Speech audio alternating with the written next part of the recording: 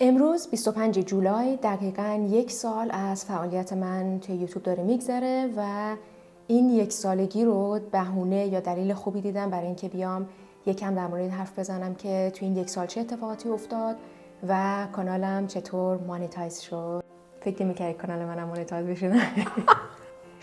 خودم هم فکرش نمی‌کردم. بیا میخوام برات داستانشو تعریف بکنم.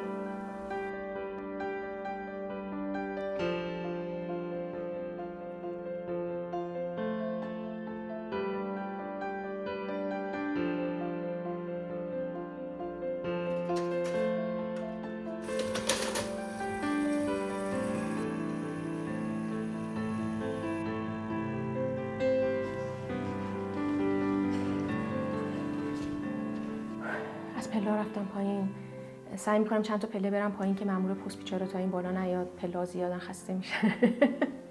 خدای خیلی مهربونم. مارچ 2016 بود که منم مثل همه آدمای دیگه یک اکانت ساختم، وارد یوتیوب شدم برای اینکه بتونم ویدیوها رو نگاه کنم و استفاده بکنم.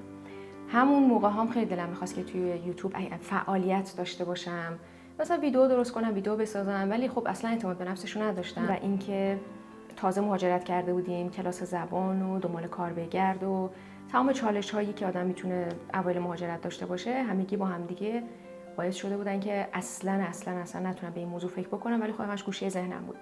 تا اینکه به هر حال پارسال بعد از کلی چالش با خودم و دوستام که مثلا منو هول میدادن که خب انجام بده، تو از پسش برمیای، مثلا در من به هر حال پتانسیلش رو میدیدن، لطف داشتن در حق من، بعد میدونستن که من دوست دارم ولی خب جرأتش رو ندارم، سعی میکردم منو به اون سمتی که دوست دارم هول بدن به قول گفتم. همون اوایل شروع فعالیتم یه ویدیو درست کردم درباره اینکه چرا با وجود اینکه خجالتی ام، چرا با وجود اینکه روم نمیشه، دلم میخواد همچنان تو این فضا باشم. و اون ویدیو هم خیلی شما به من لطف داشتید، خیلی کامنت های خوبی برام گذاشتید و خیلی برام انگیزه شد برای ادامه دادن و از این بابت از همه شما ممنونم. دیگه آره، چه روزایی که نگذشت، یعنی تا همینجا نشسته بودم در مورد افسردگی قبل از تولد باهاتون صحبت کرده بودم، خیلی از احساساتم باهاتون شیر کردم، کلی آدمای جدید پیدا کردم، ولی خب کانال من خیلی معمولی داشت مسیر خودش رو طی می‌کرد، خیلی مثل هر آدم معمولی دیگه‌ای که هیچ به قول گفتنی پشتوانه نمیدونم چجوری بگم، پشتوانه اجتماعی، پشتوانه فضای مجازی، چون خیلی از آدما هستن که مثلا سال‌هاست تو اینستاگرام دارن فعالیت میکنن، بعد میخوان وارد یوتیوب بشن، یا به هر حال آدمای شناسین، معروفن، حداقل مثلا 10,000 نفر میشناسنشون، 5,000 نفر میشناسنشون. وقتی اینا اعلام میکنن که من دارم مثلا میرم تو یوتیوب فعالیت بکنم، هنوز مثلا طرف هیچ ویدئویی نذاشته، مثلا 1000 نفر دارن سابسکرایبش میکنن تا طرف منتظرن که طرف ویدیو بذاره. ولی آدمایی مثل من که خب یه پیج پرایوت خیلی محدودی داشتن و کسی نمیشناختشون، خیلی راحت نیست که جای پاتو پیدا بکنی اینجا. و آدما، خیلی از آدما هم هستن که وقتی میبینن که یه ویدیو از تو بهشون پیشنهاد شده، یعنی از هر کسی بهشون پیشنهاد شده توی مثلا یوتیوب، اگر از یه حدی مثلا سابسکریپشن بالاتر نداشته باشن، اگر از یه حدی بیشتر ویو نخورده باشه، نمیرن اون ویدیو رو نگاه بکنن. انگار یه جورایی در حقیقت یه سنگ محکه برای اینکه آدم با خودش فکر کنه که این ویدیو ارزش دیدن داره یا نه. بعضی آدما خیلی خوشبختن یا خیلی خوششانسن که یهو یه چیزی میزنه و مثلا اینا میکشه بالا کانالشون. ولی اغلب آدما، تا جایی که من بین خودم و دوستام دور و بریام که مثلا چند نفر هستن که به هر حال من میبینم یکم زودتر یکم دیرتر از من شروع کردن، یه مسیر نسبتاً یک شکلی رو دارن طی میکنن آدم. بعد میدونی این زحمت و وقت و انرژی که هر شخصی میذاره برای پیش بردن کانال یوتیوب خودش، وقتی میبینه که هیچ برآوردی براش نداره، برآورد منظورم برآورد مالی نیست، چون مثلا من خودم به شخصه روی پولی که قرار از یوتیوب بگیرم اصلا حساب نکردم، چون میدونم کانالی در ابعاد کانال من قرار نیست پول چشمگیری در بیاره. یه چیز دیگه دلم میخواست که قبلا مفصل گفتم تو اون ویدیویی که قبلا براتون توضیح دادم و همونم داره برام محقق میشه، یعنی تا حد خیلی زیادی از اتفاقاتی که برام افتاد راضیم و اون رضایت درونی و نسبی رو تقریبا میشه بگم دارم، نمیگم حالا به صورت 100% ولی دارم. خیلی کانالم معمولی داشت پیش میرفت. تقریبا جولای که شروع کرده بودم سال قبل، یعنی جولای 2023 شروع کردم، خیلی کوچولو میومدم جلوی دوربین با خجالت حرف میزدم و اینا، تا اینکه یه ذره اعتماد به نفسم بیشتر شد، کامنت های شما اونقدر خوب بود که احساس کردم که اوکی، مثلا میتونم یه کاری هنوز انجام بدم اینجا. تا اینکه خب به هر حال من چند تا سفر رفتم، سفرها رو مثلا ویدیو میگرفتم، خیلی خجالت میکشیدم که تو سفر ویدیو بگیرم، ولی همه این رو به هر حال گذشت تا رسید به سفر اخیری که سفر ما قبل اخیر که من رفته بودم به کشور مغرب. و تو این سفر قبل از اینکه من برم تقریبا 444 نفر داشتن منو سابسکرایب می‌کردن. اینو دقیق یادمه چون اسکرین شات گرفتم ازش. اینو اول بگم برای کسایی که در جریان نیستن که یه کانال یوتیوب چطور میتونه مانتایز بشه. حداقل 1000 تا سابسکریپشن لازم داری به اضافه 4000 ساعت دیده شدن. یعنی کلیک کردن و ویو مهم نیست، اینکه آدما 4000 ساعت تو کانال تو وقت گذرونده باشن مهمه. و خب من 2700 تا از اون طرف بودم، 444 نفرم که سابسکریپشن داشتم.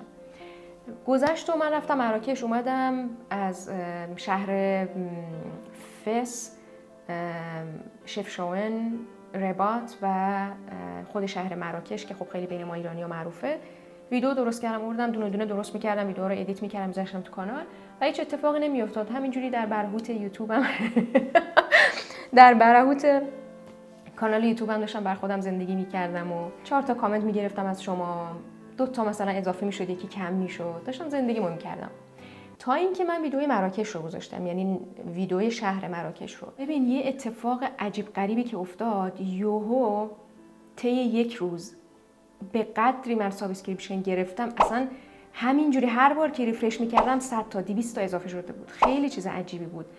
یعنی بعد واچ تایمم همینطور داشت میرفت بالا. انقدر کامنت گرفتم، اصلا دیگه گیج می‌شدم. بعد چون عربی هم می‌نوشتن، یعنی نه خیلی کم انگلیسی می‌نوشتن. ببینم تار نباشه تصویرم. بچه هر وقت تصویر تار شد بهم بگه. چالش افتاد که این چراغ رو روشن کردم که پیش شما یکم فوز بیام. بعد خودم نشستم جلوش و اصلا معلوم نبود. کلی کامنت‌های پر از مهر و محبت و لطف و اینکه به کشور ما خوش آمدید و همه هم بلافاصله سابسکرایب می‌کردن. یعنی من چیزی که مثلا بین خودمون ایرانی‌ها میشناسم از خودمون حرف میزنم، بقیه رو نمیدونم. مثلا از یه ویدیوی خوشمون میاد لایک میکنیم، کامنت میذاریم، ولی خیلی سختگیریم در مورد مثلا سابسکرایب کردن. یعنی آدما مثلا حتی گاهن میبینی طرف کلی کامنت خوبم داره میزنه ولی ساب نمیکنه، میگه نه مثلا من هنوز باید فکرامو بکنم. مثلا من هنوز باید فکرامو بکنم که مثلا ساب بکنم نکنم. به هر حال من هر کانالی رو سابسکرایب نمیکنم. از اینجور خیلی برای خودم عجیب بود، خیلی غیر قابل هضم بود. نمیدونستم باید خوشحال باشم یا ناراحت. حالا بهتون میگم چرا. به هر حال نمیتونم کتمان بکنم که هر کسی که کانال یوتیوب داره به هر حال بعدش هم نمیاد که مانتایز بشه، چون یه جوری انگار به رسمیت شناخته شدن دیگه. و خوشحال بودم از اینکه داره این اتفاق میفته، ولی با آدمایی که من نمیفهمیدمشون و اونا هم منو نمیفهمیدن. و از قضا اون موقع من هنوز این آپشنی که به زبان فارسی اتوماتیک ترنسلیت میکنه رو انگار یوتیوب اکتیو نکرده بود. چون من بعد از اینکه سفر برگشتم و مثلا چند تا ویدیو گذاشتم، بعدش این ویدیوی کانال امیر عباس رو دیدم که خب خیلی چیزا رو ازش یاد گرفتم تا الان. گذاشته بود که مثلا خبر خوب این که یوتیوب برای زبان فارسی هم این کارو کرده. و از اون به بعد دیگه من برای اکثر ویدیوها مثلا ترنسلیت می‌ذاشتم و به انگلیسی و فارسی مثلا زیرنویس میتونستم داشته باشم. سری گزینه‌های جدید تو یوتیوب استودیو برام فعال شد که حالا میتونستم اپلای بکنم برای، یعنی درخواست بدم که یوتیوب کانال منو چک بکنه و ببینه که قابل مانیتایز شدن هست یا نه. خلاصه همه چیز خیلی سریعتر از چیزی که فکر می‌کردم پیش رفت. فکر می‌کنم طی 10 ماه کانالم مانیتایز شد، 4000 ساعت رو رد کرد، 1000 تا سابسکریپشن رو رد کرد. و حالا من یه نگرانی جدیدی داشتم، اینکه این آدمایی که منو سابسکرایب کردن زبان منم که نمیفهمن. منم اون موقع حالا آپشن ترجمه نداشتم. حالا باشم، مگه آدم چقدر حوصله داره بشینه و ترجمه ویدیو نگاه بکنه؟ و راستش رو بخوام بگم، چیزایی که من می‌خواستم ازش حرف بزنم، فکر می‌کنم بیشتر خودمون بیشتر می‌فهمیم که چی میگن، یا احتمالاً براشون جذاب نباشه. و یه نگرانی که برام پیش اومده بود این بود که اینا اگر آن سابسکرایب بکنن چه اتفاقی میفته. یکی از دوستایم که توی همین یوتیوب باش آشنا شدم و اونم توی یوتیوب فعالیت داره، بهم میگفتش که چرا مثلا ناراحتی میکنی، بابا خوشحال باش، این لحظه رو دریاب که اتفاق خوبی برات افتاده. ولی راستش من نمیتونستم خیلی خوشحال باشم، به خاطر اینکه اگر همین تعداد رو، اگر همین مثلا حمایت رو من از مثلا فارسی زبانا گرفته بودم که حرف منو میفهمن، احتمالاً تو آسمون هفتم سیر می‌کرد. موضوع اصلی اینه که اونا مثلا سر محبت و حمایت به قول گفتنی منو ساب کردن و لایک کردن و این داستانا، ولی در حقیقت اونها مخاطب اصلی من نیستن. و بعد از اون هم ویدیوهای من دوباره مثلا برگشت به همون ریتم سابق، یعنی به همون ریتمی که همیشه ویو میگرفت. و خب این مثلا مثل این که یه شب بعد از مثلا خوشگذرونی و مثلا خوردن و نوشیدن و کشیدن اینا مثلا انگار یهو از خواب بیدار میشی، سردرد داری، هنگووری، یه همچین حالتی داشتم. یعنی از یک مثلا قله انگار یهو سقوط کردم پایین. به همین دلیل نتونستم اونقدری که مثلا شایسته بود برای اینکه مثلا به هر حال این کانال کوچولی که برای خودم راه انداختم مانیتایز شده خوشحالی بکنم برای خودم، ولی به طرز عجیبی فعلا هنوز آن سابسکرایب نکردن ولی ویدیوها رو دیگه نمیبینن. میدونی چی میخوام بگم؟ به صورت کلی مخاطبایی که من تا قبل از ماه می که به این کشور سفر بکنم به دست آورده بودم، اونا کسایی بودن که خب به صورت کلی با من ارتباط گرفته بودن، به نوعی میتونیم بگیم که مثلا نسبت به من احساس خوبی داشتن، دوست داشتن با من همراه بشن و از این جهت منو سابسکرایب کرده بودن و خب اونا هنوزم هستن و دارن نگاه میکنن. ولی اون حجم یوهویی که انگار اومد به سمتم، همون قدم یوهویی فروکش کرد، چون در حقیقت میگم اونا مخاطبای یعنی گروه هدف من نیستن. خیلی لطف داشتن، خیلی به من به قول فلانی محبت کردن، حمایت هم کردن، دمشون هم گرم. واقعا من نمیدونم، خیلی برام عجیب بود دیگه، یعنی این سخاوتی که داشتن به خرج میدادن بدون اینکه فکر بکنن که این کیه و چیه و اصلا داره چی میگه، شاید داره بد ما رو میگه، ولی خیلی سخاوتمندانه مثلا همشون سابسکرایب میکردن و چند نفرشون هم البته هنوز دارن نگاه میکنن. خیلی وقتا زیر ویدیوها مثلا به عربی یا به انگلیسی گاهن به فارسی کامنت میذارن، ولی از اون حجم انبوهی که به یک باره اومد سراغ من دیگه خبری نیست. برای همین من فکر میکنم باید یه کاری بکنم که دوباره بیفتم توی اون کانالی که همون کانالای کوچیک فارسی زبان هستن، یعنی باید برگردم مسیر قبلی خودم. یه ذره احساس میکنم اورینتیشنم گم کردم، یه ذره انگار مثلا یکی میزنه میچرخونتت، بعد یه ذره باید فکر بکنی که کدوم بود مسیرت، کدوم ور بود، یه همچین حالتی بهم دست داده. بعد ببین به نظرم یه موضوعی که ما مخصوصا توی یوتیوب فارسی هر کس که داره ویدیو درست میکنه درباره فعالیت کردن توی یوتیوب فقط داره به این اشاره میکنه که چطور اون آدما رو پیدا بکنی، چطور اون واچ تایم رو بگیری که بتونی به اون پوله برسی. و کسی اصلا به این موضوع اشاره نمیکنه که تو کانال‌هایی در ابعاد کانال ما و فکر میکنم حتی خیلی بزرگتر اصلا این پولی نیست، اصلا نمیشه روش حساب کرد. میگم خیلی شما میتونید خوششانس باشید، میتونید خیلی با استعداد باشید که از همون اول بزنه و مثلا شما ویوهای مثلا 30-40 هزار تایی بگیرید، ولی معمولا اینطور نیست. معمولا اینجوریه که یه پول خیلی کمی، یعنی یه پول چندرغازی که مثلا الان من طی چند ماه گذشته الان می، جون، جولای، الان حالا می رو که حساب نکنیم چون هنوز مدارکمو تحویل نداده بودم، جون و جولای 18 یورو فقط برای من درآمد داشته. ببین 18 یورو پول یک ساعت کار من نیست. پس فکر میکنم خیلی مهمه که به این موضوع مرتباً اشاره بکنیم که اگر به خاطر درآمدزایی میخوای تو یوتیوب فعالیت بکنی، واقعاً میگم اگر مگر از اون آدمای خارق العاده باشی، یا باید یه مدلی باشه که این کارت باشه. میدونی مثل منی که من یه کار تمام وقت دارم، 9 میرم 5 برمیگردم، آخر هفته هم بالاخره 4 تا کاروبار تو خونه داری دیگه. مگر اینکه تو یوتیوب شغل اصلی تو باشه و اونقدی خلاق باشی، اونقدی به قول افتادنی با جربوزه تو فضای مجازی باشی که بتونی آدما رو با خودت نگه داری و همراهشون بکنی. در غیر این صورت باید بهت بگم یوتیوب مرتباً ناامیدت میکنه. یعنی قشنگ افسردگی میگیری، ناامید میشی، احساس پوچی به دست میده که پس چرا مثلا چی میگفتن، پس چرا مال من اونجوری نشد، چرا به اونجاها نمیرسه. و میگم در نهایت هم که مانیتایز میشی یه پول فوق العاده ناچیزیه. یعنی بعضی از ویدیوها رو من چک میکنم مثلا 2 سنت درآمد داشته. دیگه تو خود حدیث مفصل بخوان دیگه. البته اینم بگم، ببین بعد یوتیوب خیلی بازی در میاره با آدم. از چه جهت؟ این که مثلا من ویدیوی بارسلونا رو، بچه‌ها چه نرفتید ویدیوی بارسلونا رو ببینید؟ خیلی ناراحتم از دستتون، خیلی به نظر خودم باحاله.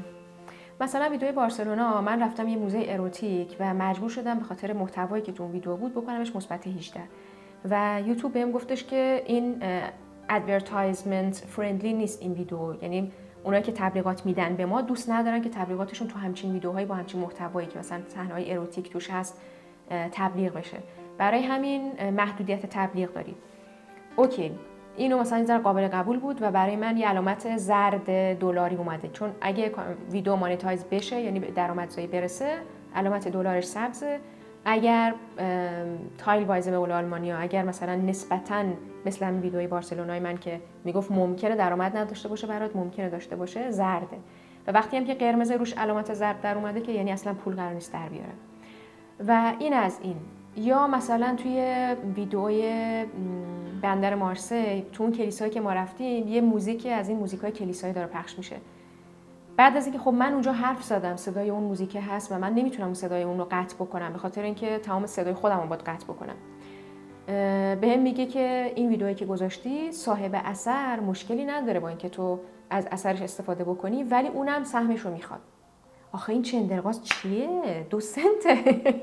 1 سنتش هم تو بردار، اشکال نداره. حالا میگه یا صدا رو قطع کن که پول فقط مال خودت باشه، 2 سنت منظورشه، یا طرفم سهمش رو میخواد. من گفتم اوکی، خیلی ببخشید، نه ولش کن، تو هم بیا بردار، یه سفره گسترده شده دیگه. راستش رو بخوام بگم من ویدیوهای مثلا یلدا علایی رو نگاه میکردم، یه سری میگفتش که یه نفر نوشته بود که آره خب بالاخره درآمد یوتیوب هم هست و اینا، برای یلدا نوشته بود و یلدا نوشته بود که باور کن برای کانالای در ابعاد کانال اون، میگفت این پول یوتیوب اصلا پولی نیست که بشه حتی برای 1 ماه زندگی یا کمتر از 1 ماه زندگی روش حساب بکن. و اینو در نظر بگیرید که مثلا ویدیوهای یلدا حداقل 10,000 بیشتر آخرین بار که من چک کردم سابسکریپشن داره و ویدیوهاش نمیدونم چند هزار تا ویو میخوره همیشه.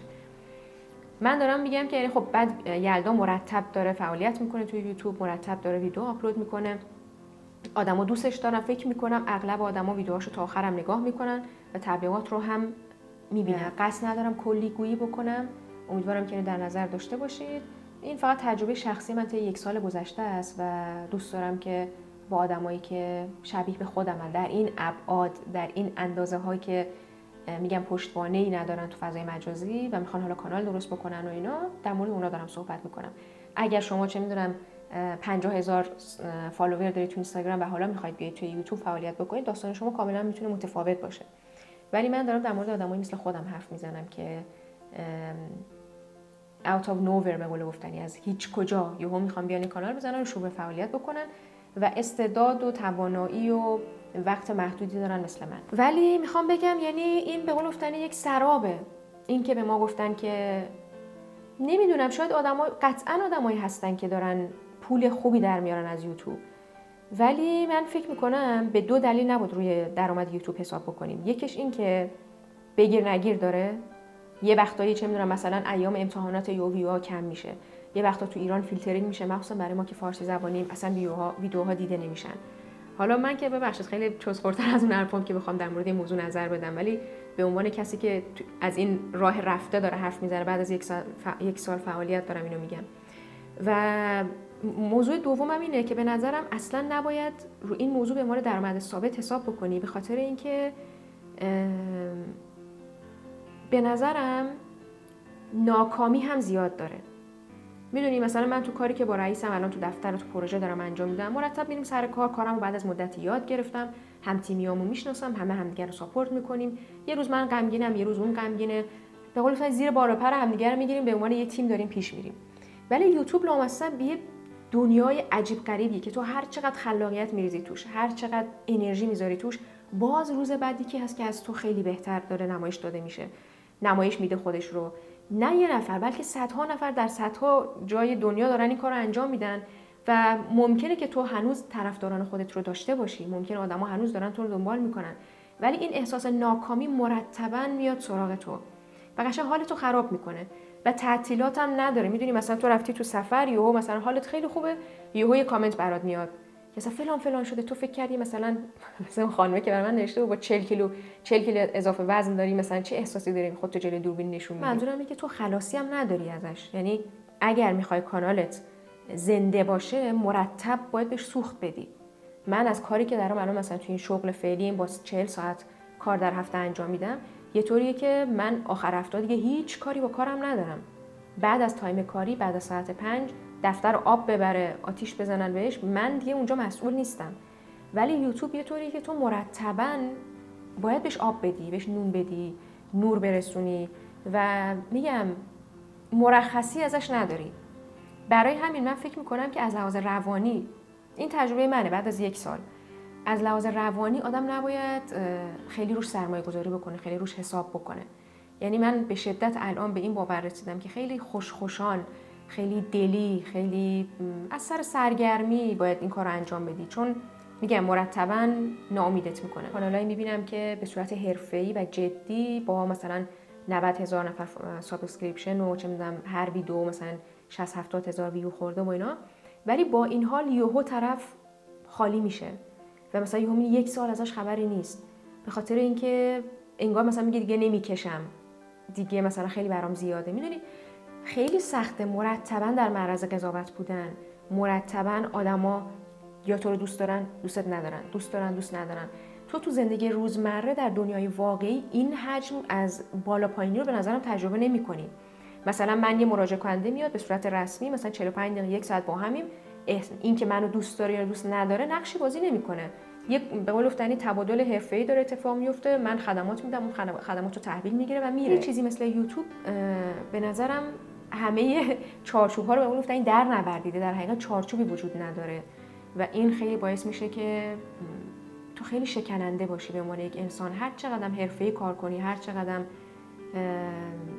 پروفشنال باشی، هر چقدر آموزش داده باشی خودت رو، ولی بازم به نظرم همینطور که من دارم میبینم یهو تو اوج به قول گفتن خدافظی کردن رفتن و فکرم میکنم که بعدش دیگه راحت نیست بدون یوتیوب هم زندگی کردن. میدونی چی میگم؟ مثلا مثل اینه که تو مرتب داری تو اینستاگرام مثلا همه چیزو با آدما شیر میکنی، بعد وقتی شیر نمیکنی انگار دیگه خودت هم لذت نمیبری، انگار دیگه برای تو هم چه میدونم کنار ساحل نشستن انگار تو وقتی زیبا بود که استوریش میکردی برای بقیه، و حالا وقتی نمیکنی انگار دیگه لذتی هم برات نداره.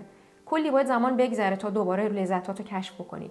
حالا خیلی از آدمام هستن که این تعادل و این میزان رو میتونن به دست بیارن، ولی فکر نمی کنم همه انقدر توانا باشن. برای همین به نظر من خیلی بهتره که منصف باشیم، به آدما بگیم که اینجا چه خبره، بهشون بگیم که یوتیوب چقدر با آدم بازی میکنه، چقدر با روح و روانت قشنگ فرسایش میده روح و روانت رو. اگر امید و انگیزه و تکیه مالیت رو این موضوع باشه چقدر میتونه برات آزاردهنده باشه. مثلا من الان درآمدم از راه یوتیوب نیست، زندگیم از راه یوتیوب نمیچرخه، برای همین وقتی میگه این ویدیو تو مانتایز نمیکنم، اونو فلان نمیکنم، اینو بهمان نمیکنم، من میگم اوکی، به قول گفتن سگ خور برش ولی پخشش کن. ولی خب اون کسی که داره از این راه زندگیشو میگذرونه خیلی سخت میشه براش دیگه. احتمالا من تو این حرفام خیلی چیزا رو لحاظ نکردم، مثلا اونایی که ویدیوهای آموزشی میذارن، اونایی که از خودشون زیاد نمیگن بلکه یک موضوع مشخصی رو، مثلا مثل همین امیر عباس که آموزش مثلا یوتیوب میذاره، هرچند امیر عباس هم خودش یه سری در مورد این گفت که خیلی وقتا این ناکامی سراغ اون هم میاد، ولی بیشتر در مورد کانالای مثل کانال خودم که مثلا قراره حرفای دلی توش گفته باشه، قراره ولاگای روزانه باشه، قرار از تجربیات شخصی صحبت بشه، این اتفاق خیلی میفته. خیلی خیلی ازتون ممنونم که به حرفای من گوش کردید، مخصوصا اونایی که اصلا نه کانال دارن نه قراره که کانال راه بندازن ولی موندین و به حرفام گوش کردید، برام خیلی ارزشمنده. امیدوارم که یکم سرگرم شده باشید و یکم در جریان قرار گرفته باشید که به قول گفتن بک‌گراند ماجرا چیه و اوضاع از چه قراره. مراقب خودتون باشین. ویدیوهای بعدی رو حتما دنبال کنید. یه خبر خیلی مهم البته برای خودم قرار توش مطرح بکنم. فعلا خدا نگهدار.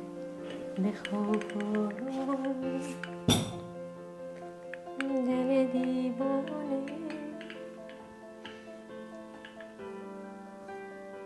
به به چه چایی، به این میگن چای قرمز. قشنگ باید اینجوری چای قرمز باشه، نه سیاه باشه نه آبزیپو، این رنگی.